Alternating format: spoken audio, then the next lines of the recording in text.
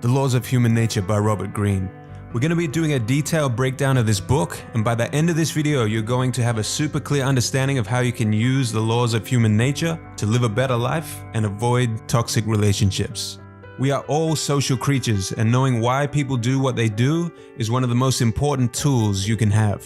We're going to go over why parts of our brains affect our decision making, how to detach from your emotions, dealing with narcissists, toxic characteristics of people to avoid, how to look behind the mask that people wear, the dark side within us, and a heap more. Let's jump into it.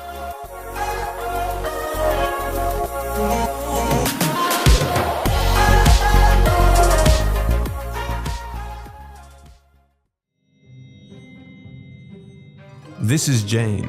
Jane is married to Paul. What Paul doesn't know yet is that Jane has actually been engaging in an affair with her co-worker John for the past 2 months. Here is Mark. Mark likes to give to the poor, but only if he can promote it to his fans on social media and gain more followers. Mary and Kate like to pretend like they are friends, but behind closed doors they gossip and try to sabotage each other. So why do we do what we do? Law 1. The Law of Irrationality. Master your emotional self. You like to imagine yourself in control of your fate, consciously planning the course of your life as best you can, but you are largely unaware of how deeply your emotions dominate you. I bet you think that you're in complete control of your life, but are you really?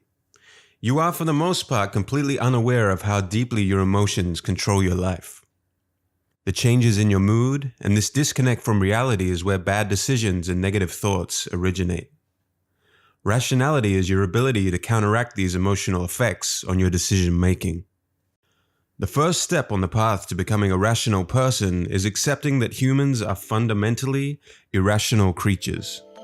Living organisms for millions of years depended on their instincts to survive. Over time, for some animals, this evolved from an instinct to a feeling of fear. Our brains have evolved to a higher mammalian brain, which is comprised of 3 parts. The first and oldest being the reptilian part of the brain, which automatically controls and regulates the body. This part of the brain is where our instincts derive from. Next is the old mammalian brain, or the limbic brain. Our feelings and emotions are governed here. And finally, on top of that, we have the neocortex, the part of the brain that controls cognition and language. Our rationality resides here between these 2 parts of the brain. Let me explain why. Our emotions originate here in the limbic brain. Chemicals are released to arouse our awareness of our surroundings. The problem is when we try to translate these sensations and feelings into words using our neocortex. For these 2 different parts of the brain, the communication and translation taking place between them is often inaccurate, and hence leads to our irrationality. Emotions and cognition are not easily translatable. What seems like anger may truly just come from a source of envy. Whereas animals feel fear for a short time, we often dwell on our fears. We make them greater than they are, and we can feel long-term anxiety. We are always feeling certain emotions, and therefore they are always infecting our thinking. Rational people are aware of this. Being able to mitigate your emotions from your thinking helps you make rational decisions. Irrational people are not even aware that their emotions are playing a role in their thinking, often making rash decisions or exploding with rage over menial discomforts. Don't worry though, there are ways we can mitigate our inherently irrational minds. Step 1. Recognize and understand your biases. The most common emotion is the desire for pleasure and the avoidance of pain. This pleasure principle in thinking is the source of all our mental biases. Confirmation bias. Going in search of evidence to support your point of view and turning a blind eye to anything that disconfirms your held belief. Finding evidence that confirms what we want to believe is confirmation bias. Counteract this by also playing devil's advocate and finding opposing views. Conviction bias. How can this idea be wrong if I can have so much energy to defend it? You may even have doubts about the truth of this belief, but now you have dug a hole where you feel the need to defend the idea and convince yourself that it is true. Appearance bias. The halo effect. If someone appears to have a positive quality, we tend to attribute other positive qualities to that person without any evidence. Likewise for negative qualities. Appearances are misleading. The group bias. We love and are relieved when we find other people who think the same way that we do. Isolation and disparity from the group makes us depressed. Groupthink is when people take up ideas solely because they bring us comfort and a sense of belonging to the group. The blame bias. Our innate response is to blame others. It is more painful to look in the mirror and admit our mistakes. This is the blame bias. Superiority bias. We all like to think of ourselves as likable, ethical, and rational. But this can't actually be true, because if it were true, we would all have world peace, and that just isn't the case. Step 2. Beware of inflaming factors. Our minds latch onto emotions and we become reactive. Here are some factors which can inflame your irrationality. Trigger points from early childhood. Sudden gains or losses like winning the lottery or losing everything that you have, and then on top of that losing someone that you love in the same month. Rising pressure. Under stress, the primitive parts of our brains kick into action. This is why you see soldiers and people trying to get into the special forces put under such high stress situations. This is because it brings out their true character. Inflaming individuals. Certain individuals in your life can trigger your irrational thinking in positive and negative ways. The group effect. You can get caught up in the collective emotion when surrounded by others. You can see this on display at religious and political gatherings. Step 3. Strategies to bring out the rational self. Here are some strategies to become a more rational person. 1. Understand you are fundamentally irrational and that the emotional being thrives on being ignorant. 2. Examine why you reacted a certain way to a stimulus in your life. 3. Increase your reaction time. Take a step back and remove yourself from a situation. Cool down the emotions and let the rational perspective of the situation arise. 4. Stop trying to change people. Our interactions with others are a major contributor to our emotional chaos. You judge, you see things that you don't like, you want to change people. You get upset, you get frustrated, but it's a losing game. Accept people for what they are and just try to work with what is presented before you. If you want to feel more clarity and calmness in your life, then the first step is to tame your emotions. Law 2. The law of narcissism. Transform self-love into empathy. We are all narcissists, some deeper on the spectrum than others. Humans are social animals, and from the moment we are born, we have a need for attention. People will do almost anything to get attention. This includes crimes, attempted suicides, and hoaxes gone wrong. So where do you fall on the narcissistic spectrum? If you are anywhere below, let's say the middle of the spectrum, you fall into the category of deep narcissism. You are self-righteous, reactive, rageful, and seek vengeance. These are the only ways you know how to mask your insecurities. If the conversation isn't centered around you, you may give a distant stare or become impatient until the conversation is again centered around you. You display high levels of self-confidence, and you use this to gain attention, but it is mainly just to cover up your incomplete sense of self and to fill up an inner emptiness. For you, the deep narcissist, attention is survival. If you're above the midway level on the spectrum, you are a functional narcissist. Most of us fall somewhere here on the spectrum. You like attention if someone gives it to you. However, you are not always seeking attention. You are able to turn your attention outward, listen to others, and not be continually chasing attention from others. A healthy narcissist resides here at the top of the spectrum of self-absorption. At the top of the spectrum lies empathy.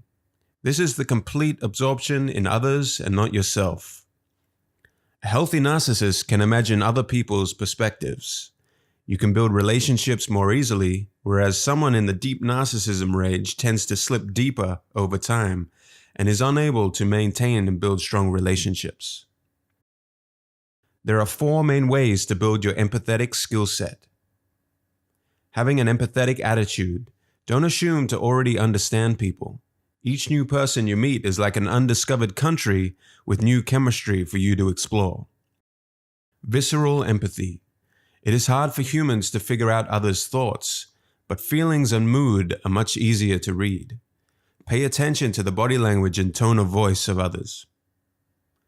Analytic empathy. As Abraham Lincoln once said, "I don't like that man. I must get to know him better."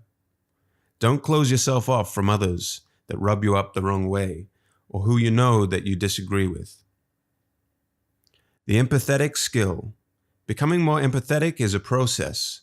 In order to understand others better, you need feedback. You can do this by simply asking someone their feelings and thoughts and seeing if you were correct in your assumptions. Empathy is more than anything a state of mind, a different way of relating to others. Types of narcissist. The complete control narcissist. This type of narcissist in general has more ambition and higher energy levels than of an average deep narcissist, as well as higher levels of insecurities. Control narcissists are hypersensitive to any criticism, but they are good listeners, so you need to be extra careful because they can mimic empathy well. They do not do anything with the intention of connecting with people, but rather to control and manipulate them. The theoretical narcissists are masters of disguise. They can play many different roles. They will do anything to seem moral and altruistic, and they love reveling in their status as the victim. Everything they do is for others to see and gain attention from.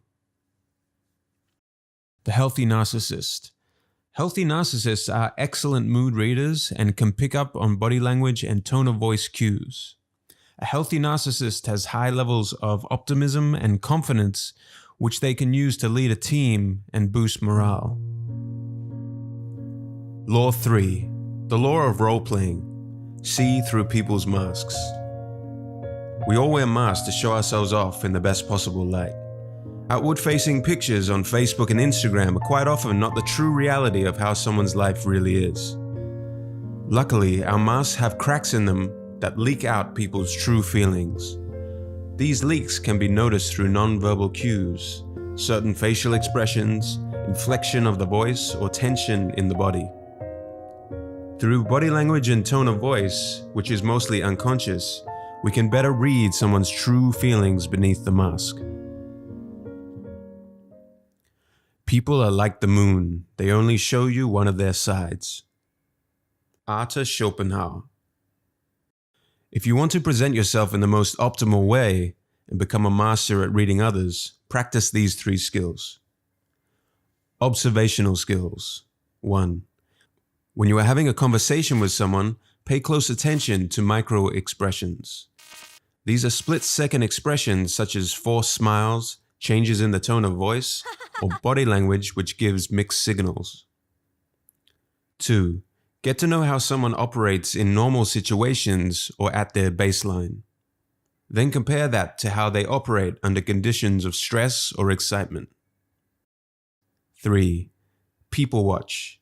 Take some time to watch how people behave in situations. Take notes and also observe yourself.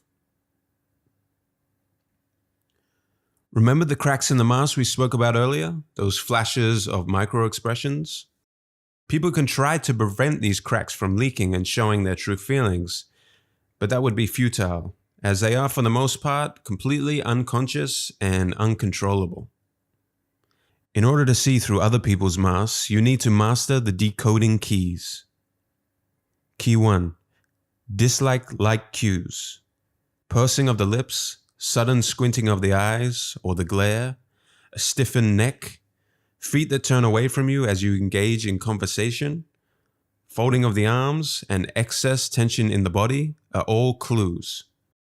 If someone gives you a compliment or praises you without their eyes lighting up, this could be a clue of hidden envy.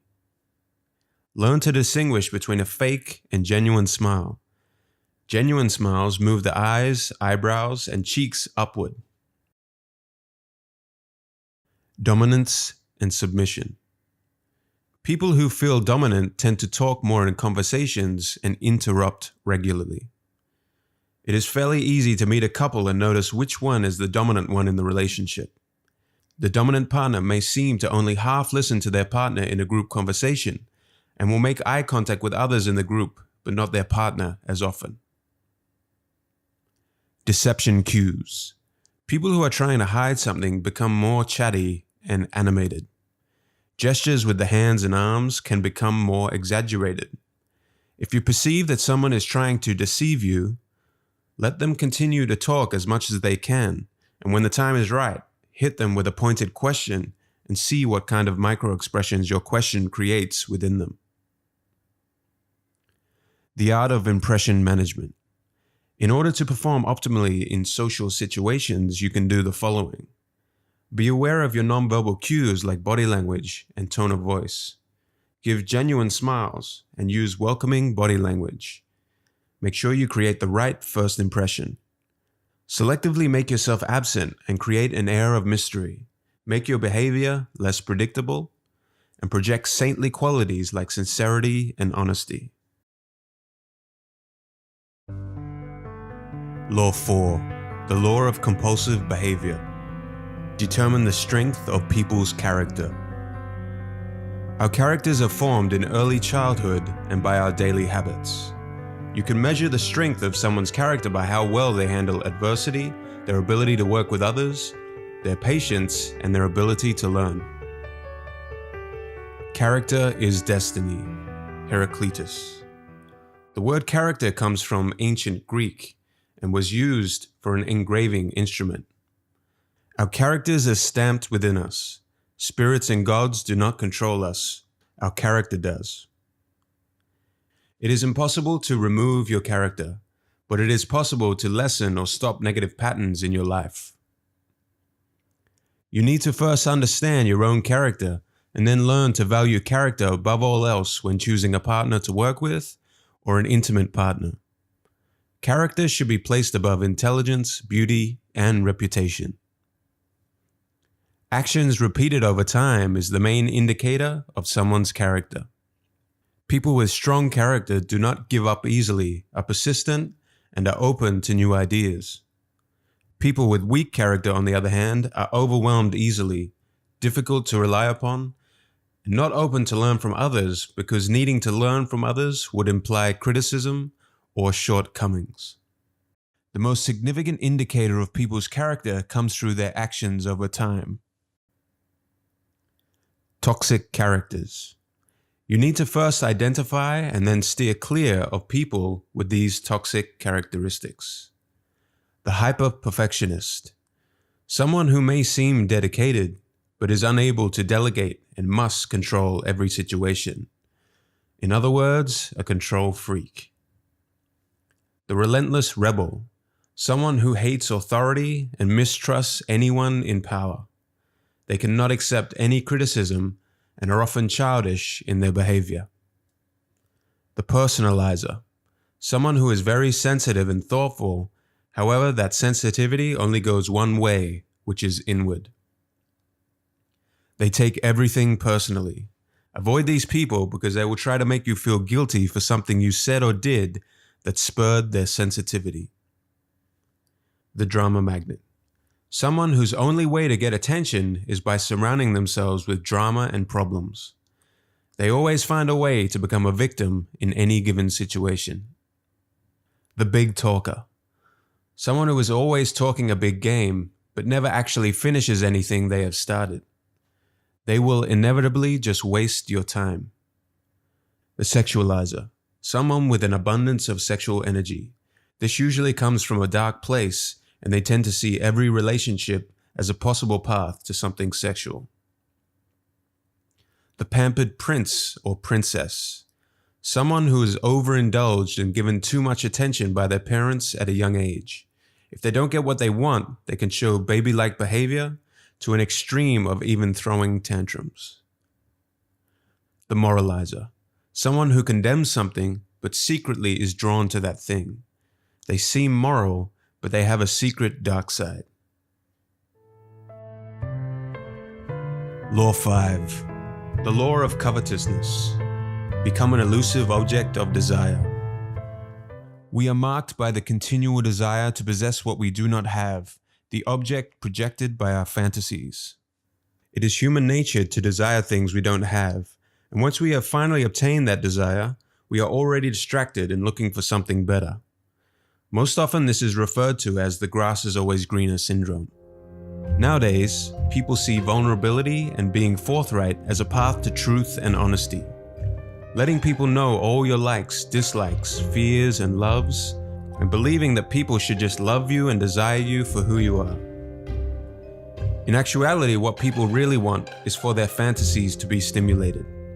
But if you become too familiar, there is no mystery and no room for imagination. People's interest in you will be paper thin. Do not follow the moralism of the times, which urges honesty at the expense of desirability. Here are 3 strategies for stimulating desire. 1. Know when and how to withdraw. Be a little cold, don't be needy, and never be too obvious with your opinions, feelings, values, and tastes. You want to allow for others to create their own picture of you in their imagination. Know when to withdraw, maybe for a day, maybe for a week. Create some sense of mystery around yourself. 2. Create rivalries of desire. What we want almost always reflects what others want. The man who has been single for 5 years gets into a relationship and all of a sudden has 2 other women interested in him. Or the child who wants his brother's new toy. Creating the impression that you or your work are desired by others will attract others. In negotiation tactics, always have another party that is also interested to create a rivalry. 3. Use induction. Associate yourself with something slightly illicit, unconventional, or defiant. Almost all people desire voyeurism, which is seeing inside the private lives of others. Give others the impression that you are sharing secrets that shouldn't be known and may create some outrage, but a lot of curiosity. The secrets need to be new and exotic. And finally, dangle something in front of people that is just out of their reach. The offer of a fast path to riches or the fountain of youth. Remember that possession does not compel people to act. Desire does. Focus your attention on looking inward, finding what you truly desire, and then following those desires. Don't become distracted by what everyone else is chasing or trying to influence you to follow. Your time in life is limited. Law 6, the law of short-sightedness. Elevate your perspective. Humans are most impressed by what they can see and hear now in the present. By overemphasizing the present, we lose perspective over our long-term goals. When you are standing at the base of the mountain, you are unable to have much perspective over the bigger picture. As you go higher up the mountain, you can see more clearly. When you reach the top of the mountain, you have a panoramic view that is much clearer than the one that you had when you were standing at the base of the mountain. People who are stuck in the present are the people standing at the base of the mountain. People who are reactive to the present events are most susceptible to manipulation and other alluring get-rich-quick schemes. With an elevated perspective, you will have the patience and clarity to reach almost any objective. Instead of reacting to everything that is in front of you, you need to train your far-sighted perspective or your bigger picture. And you can do this by detaching yourself from the heat of the moment, calming down your emotions of fear or excitement, analyzing all the negative consequences of taking that action, focusing on the long-term goals and asking yourself if taking action is in alignment with that vision. Distancing yourself from the present will allow you to gain a wider perspective and look further into the future. You should also avoid prolonged contact with people who are narrow-sighted. These people are like the people standing at the base of the mountain without any long-term perspective and are in a perpetually reactive mode. There are 4 signs of short-sightedness that you need to be aware of and overcome. 1. Unintended consequences. Life is complex. You are naive to think that A will lead to B, then B will lead to C. Events and other people with their own motivations will come into contact with your plans and your long-term goals. And these things are wholly out of your control. However, by first going through all the possible negative consequences of taking an action, you are at least aware of ways in which your plans could deviate. Think deeply. Go as far as your mind can go in all permutations or chain reactions of decisions. That new TV that you saw on sale seems like a good bargain in the heat of the moment. But what chain reactions will that purchase cause? After all, now you need to get your money's worth, right? So what's that going to mean? One hour a day of Netflix and the news, which maybe turns into 4 hours a day. And, before you know it, over the span of a month, that is approximately 120 hours in front of a TV. Or if you extrapolate that out over a year, that's 1,460 hours. And over the next 5 years, 7,300 hours of your life. Was the TV on sale worth 7,300 hours of your life? 2. Tactical hell. When you find yourself in arguments on all fronts just to protect your ego or win the argument, you have probably lost sight of your long-term goals and vision. Now would be the time to ask yourself, what are my real values and priorities? Then focus your time and energy away from useless arguments and towards your long-term goals. Does winning the argument or protecting your ego help you to achieve those goals? Most probably not. 3. Ticker tape fever. Nowadays, we all have become addicted to the continuous news cycles and pings and dings of social media. If you are reacting to and following all of these updates to guide your decisions, then you have the fever, and you need to refocus your energy towards your long-term vision. Focusing more on your long-term outcomes needs patience, but it will reward you with calmness and clarity. 4. Lost in trivia. It is easy to drown in a sea of information nowadays, especially when you are actively trying to have all the details. To prevent this feeling of information overload and the perpetual chasing of every minuscule detail, remind yourself that you don't have to have all the details. With a solid vision and long-term goals, you can weed out the essentials from the non-essentials, and it is wise to delegate and let subordinates do the rest of the information gathering for you. You can steer the ship, but you don't also need to be below the decks, manning the oars. Become a far-sighted human. Detach from the now, calm your emotions in the present, and get yourself to a higher point on the mountain to widen your perspective and see all the future consequences of the decisions that you make now. Law 7. The law of defensiveness. Soften people's resistance by confirming their self-opinion. Everybody wants to believe that they are independent and in control of their own lives. People all have certain self-opinions and perceptions about who they are, and they are willing to fight to defend those opinions. There are 3 universal qualities to people's self-opinions. 1. I am autonomous, acting of my own free will. Even if we have been manipulated or succumbed to peer pressure, we don't want to tell ourselves that outside influences guided our decision-making. If we feel like we are being coerced, we tend to rebel. 2. I am intelligent in my own way. No one feels comfortable with the idea that they may be gullible or have subpar intelligence. 3. I am basically good and decent. We all have the tendency to believe we are good people supporting the right causes. By understanding the 3 universal self-opinions above, you are in a better position to influence them. Never put someone in a situation that would trigger one of their self-opinions. You can use these 5 strategies to persuade people effectively and avoid triggering their defensiveness of the 3 universal self-opinions. 1. Transform yourself into a deep listener. Our attention is often scattered, and the reason for this is that people are more interested in their own thoughts and feelings than the person they are communicating with.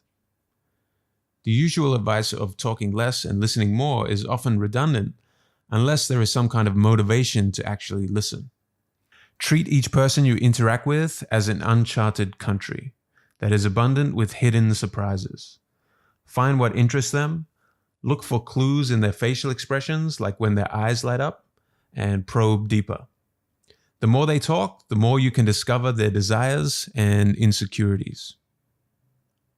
2. Infect people with the proper mood. People are very vulnerable to the moods of others. If you are relaxed and warm-hearted, they will feel comfortable, sense this, and mirror your good mood.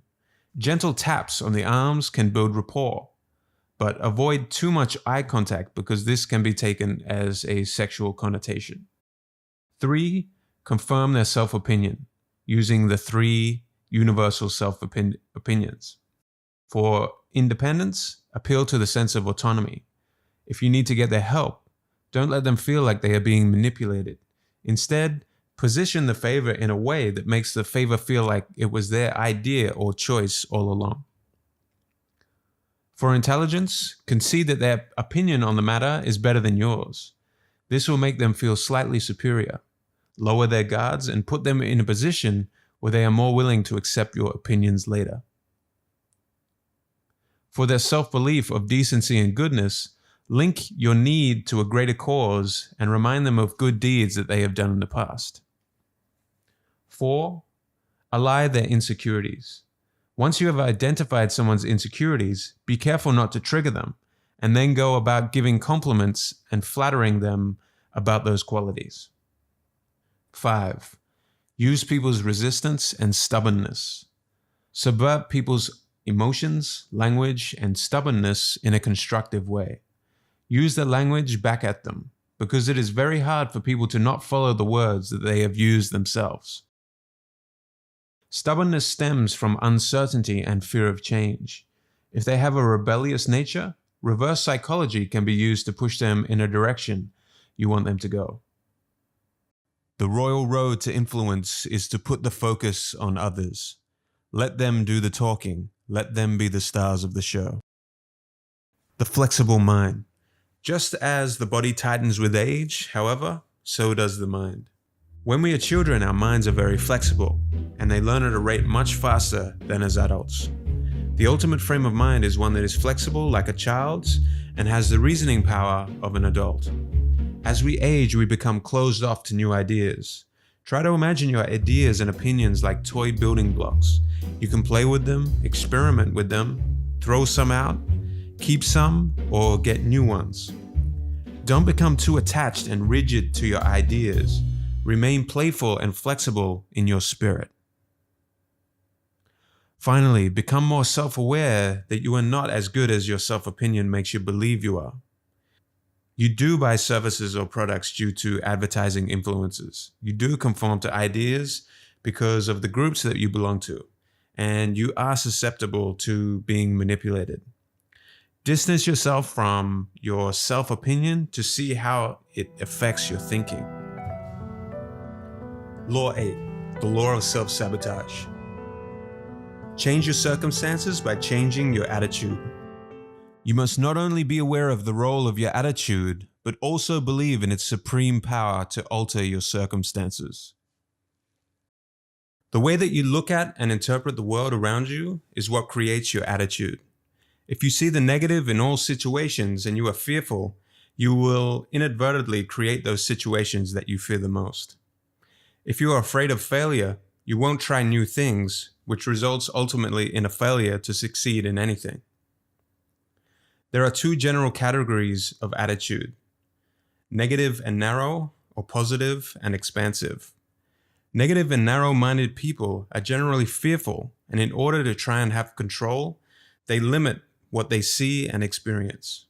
Someone with a positive and expansive attitude, on the other hand, wants to try new things, and is open to new ideas. If you want to change your circumstances in life, you first need to change your attitude. Here are 5 constricted or negative attitudes that you need to conquer. Hostile attitude. The world is a hostile place, so in order to try and defend themselves, people with a hostile attitude seek to become hostile themselves. In their mind, the world is against them. They blame others and tend to make others around them aggressive or defensive.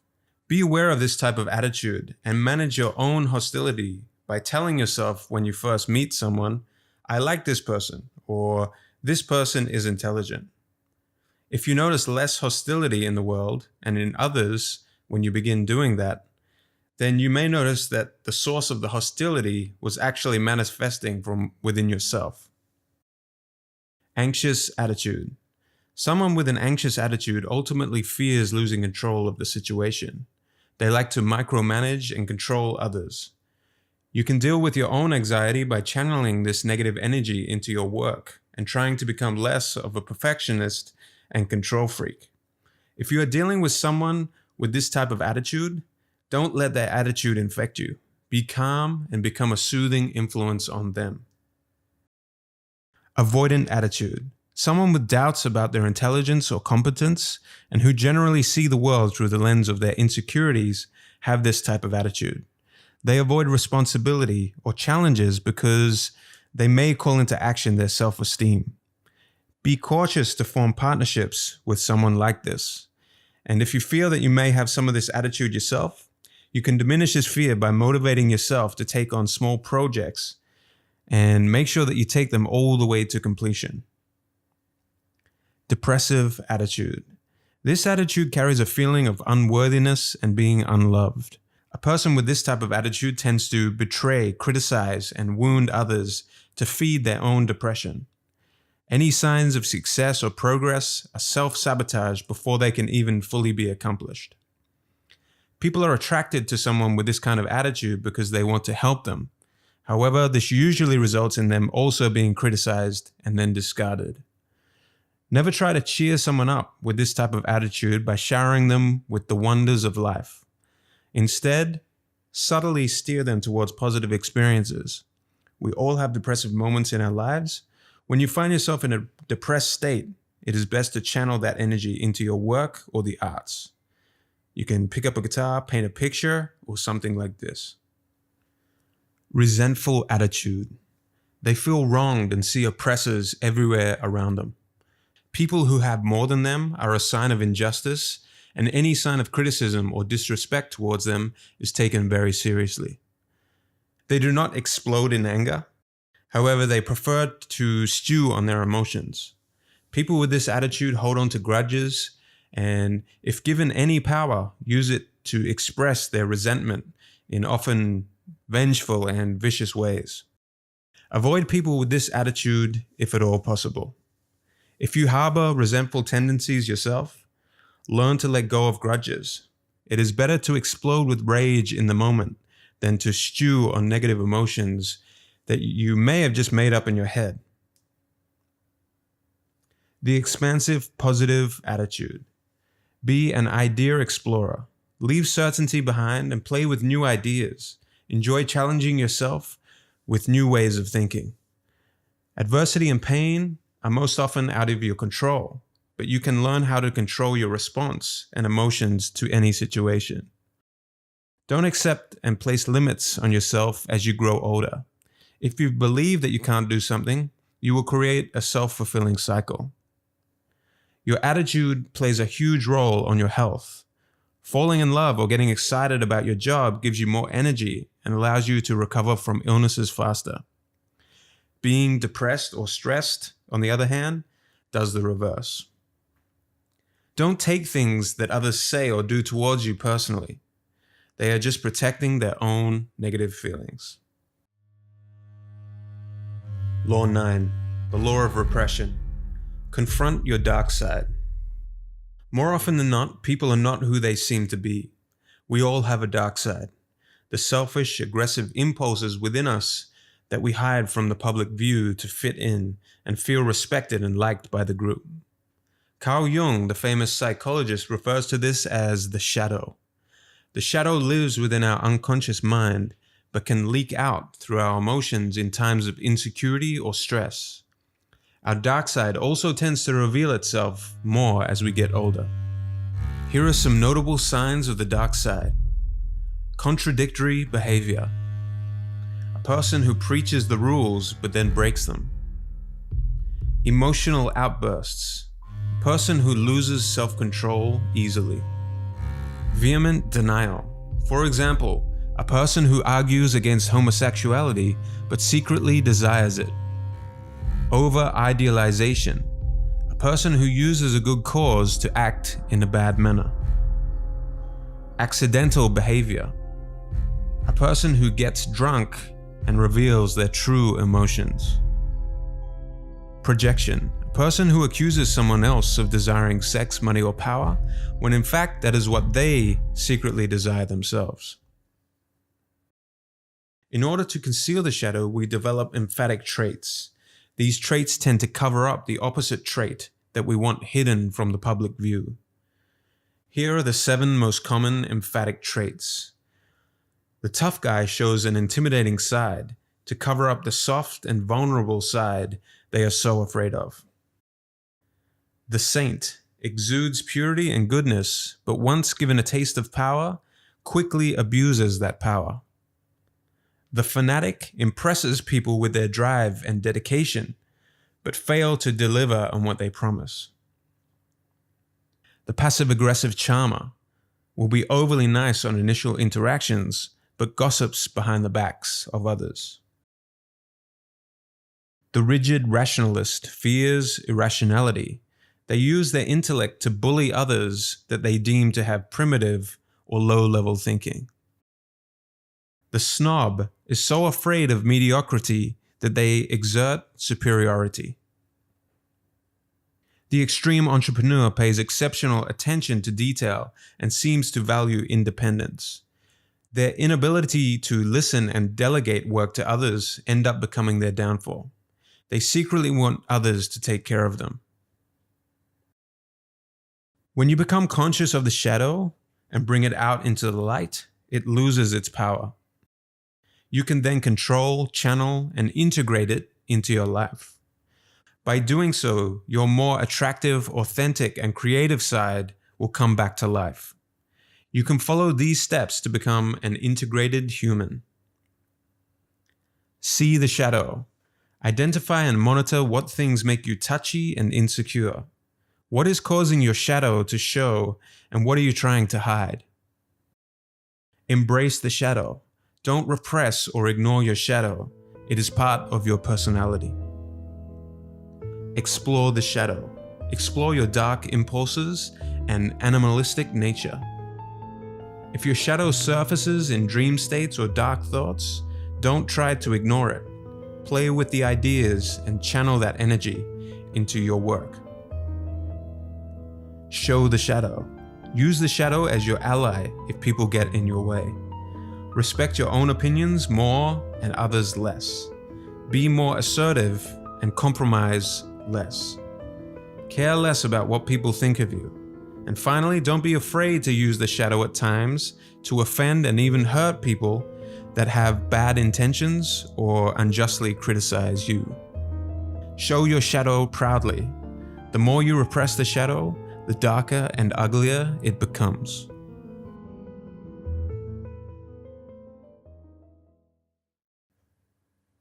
Thank you for making it to the end of the video. Let me know in the comments below which law you found the most helpful. And if you guys don't want to miss out on more videos like this one in the future, please hit the like and subscribe button because it really helps out. Also, this was only 9 of the 18 laws in the book. So if you would like me to do the other laws, which would be laws 10 to 18, please let me know down below, so I can get an idea of if these laws were even helpful to you guys or not. So thank you so much. Have a good day.